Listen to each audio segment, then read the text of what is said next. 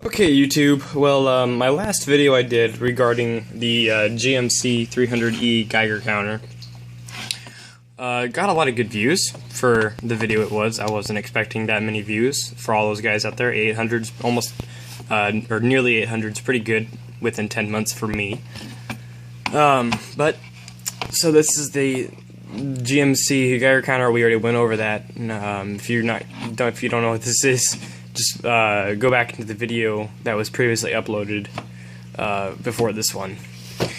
And this time, instead of having a little sample of uranium, I have an entire box of good things here, including something called Fiestaware, which is extremely awesome. We'll get to the Fiestaware last. I'll show you a few little new things I got here.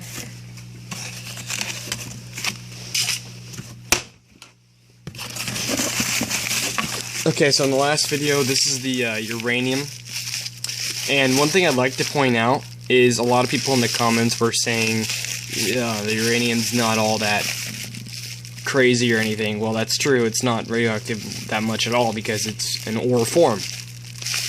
That was expected, so I didn't know if people were, if I should have clarified that or not, but it is an ore form, so it's not going to be extremely radioactive. And then so then we have, here we have deuterium oxide, 10 grams. And for those of you who are not familiar with deuterium oxide, yeah, it's basically another name for heavy water. And heavy water is used in nuclear reactors nowadays. I haven't even opened up the package, but this is heavy water right here. It's basically H2O with an extra hydrogen atom, I believe. So here we go. Heavy water. If it would focus, that'd be nice. I'll read it to you. Molecular formula D20, boiling point 101.4 degrees Celsius. Specific gravity 1.107. Chemical presents no health hazard unless large quantities are ingested. So drinking this won't do anything, but if you drink a whole gallon or 3 gallons, then you may have a problem. But this is pretty inert and nothing will happen. Nothing will ever happen unless I was somehow able to get weapons-grade uranium or nuclear-grade uranium, which ranges somewhere in the 230 or 240 category. I can't remember exactly. But once again, all this equipment, or all these specimens are from United Nuclear, same place from the uranium ore. So that's heavy water, not much to it. And now we get to something a little bit more interesting here. This, believe it or not, was $5, and it's actually really cool. I shouldn't be holding it, but it's not as much radioactivity as it was a while back.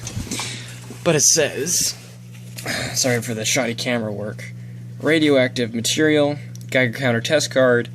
This package contains a small amount of naturally occurring radioactive material. The radiation emitted from the sample is small and not considered a hazard. It is not necessary to remove this card from this plastic bag. And then it just gives you the instructions on how to test the Geiger counter, so pretty simple. $5 on United Nuclear, pretty cool little guy. And that right there is our little uranium dab. I'm going to go ahead and turn the alarm off. Well, it's not even on yet. But I'm going to turn the alarm off because it's kind of late at night.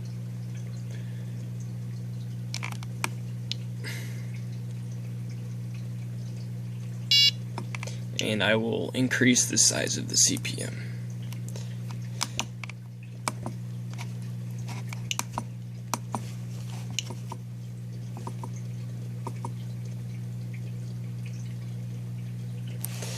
Okay, so we're about 3 CPM right now. I should probably turn off the alarm. Sorry about that.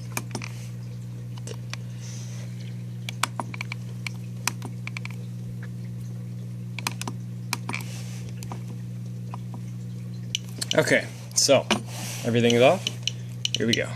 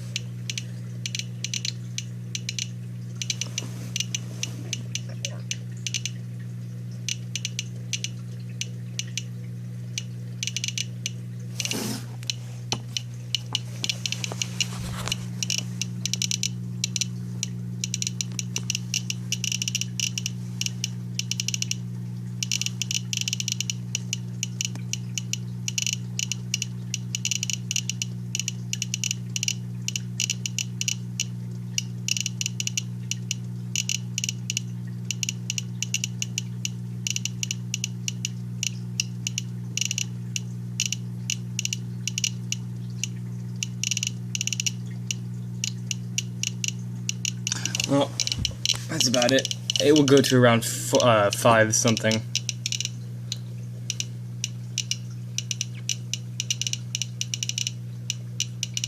It's pretty cool.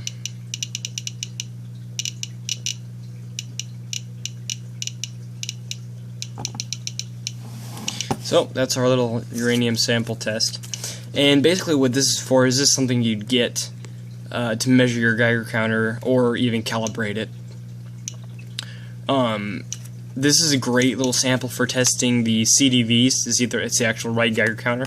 The CDV 700, I think, is the only actual Geiger counter. The rest are servimeters, and the rest will not be able to pick up this.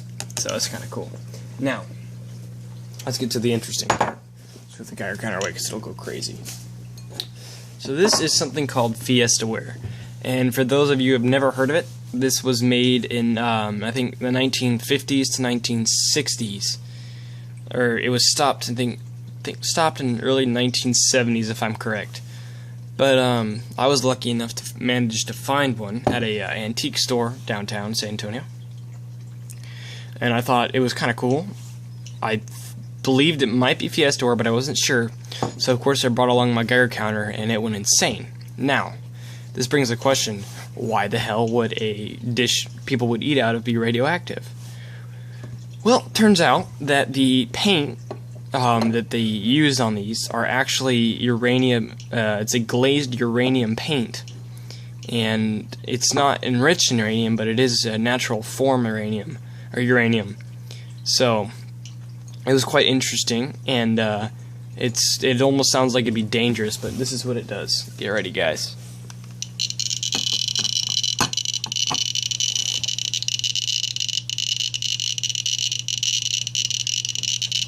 Lots of counts there. This thing will go all night, and it'll go into microsievert levels, which I think it was 1 microsievert. It's actually making me think or kind of feel weird. But look at this. It's already. It's gonna hit the thousands, no problem.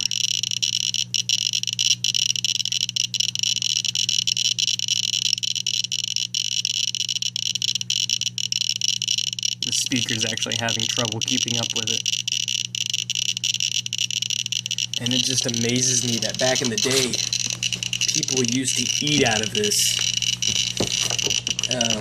In any little flake or the glaze that would fall off could go into people could ingest it, and this was one of the, evidently this is something that caused cancer.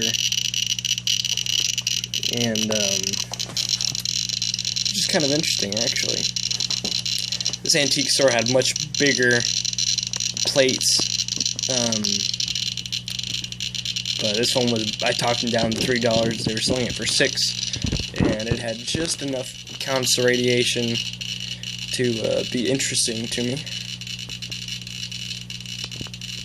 So, and funny thing about this is, uranium is the only thing that gives it this cool orange color. Otherwise, it's not as cool. For some reason, uranium just gives that nice orange color, and nothing else can be used to create that glaze you see. Check on the CPU. Alright, so we're almost at 2,000. 1873 right now. It's 19.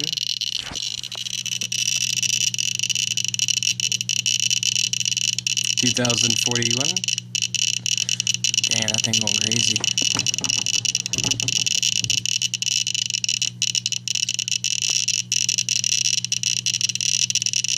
And if anybody on looking at this video happens to know the amount or the type of uranium that was used in these, I'd love to know that information. You just quick drop a little comment by. I'd love to know that. That'd be kind of cool.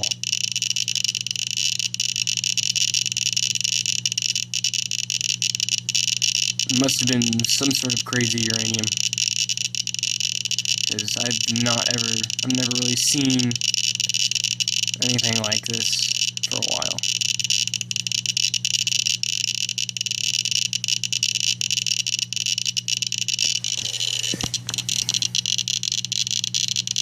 And on top of that, my camera's having trouble focusing on it. Interesting. So it looks like our lucky number will be around 2460s. Quite interesting though. Oh, she's going back. Nope, she's going up now. Yeah, okay. So it looks like 2400 is going to be our lucky number.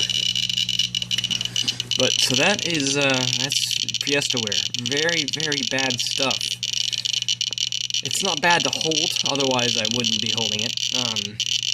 You probably should have gloves on, if anything. Just wash your hands afterwards. Or measure your hands with the Geiger counter to make sure you didn't get any particles on you. Great little tool. It can be fun for science too. Man, listen to that. So it looks like around 3,000 or 2,500 to 2060 is going to be our average number. But yeah, so if you ever find yourself a Fiestaware glass, it's great to have, and it's just kind of cool to have around you. And actually, the radius of this thing, it's getting radiation that high up, even up here. Up here. Up here. Up higher. Looks like that's going to be about our limit. Now going up higher. About here. Fish tank. We're still getting up this high, guys. That's insane. So this thing has quite the radius. I don't know what it's like under my legs right now. What if I put the Geiger counter under the table? Ooh, the table stops it. Interesting.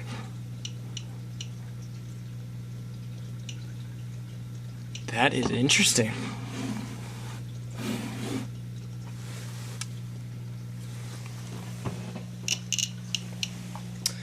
But that's basically everything.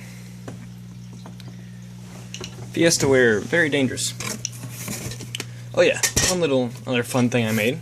So I found some lead ingots a while back, and I decided I'd smelt them to lead plates, and that's what I did. So if I take a lot of radiation, 2 lead plates, actually I'll turn it upside down. Don't worry guys, it's still radioactive upside down. Put the lead on top. Nothing. Pretty cool.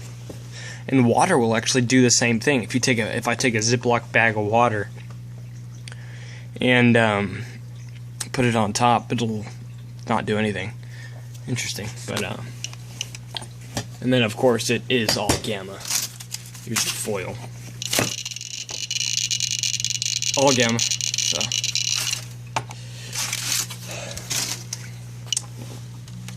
alright guys, that's all my radioactive things for today. I think we can safely say that this is radioactive. See ya.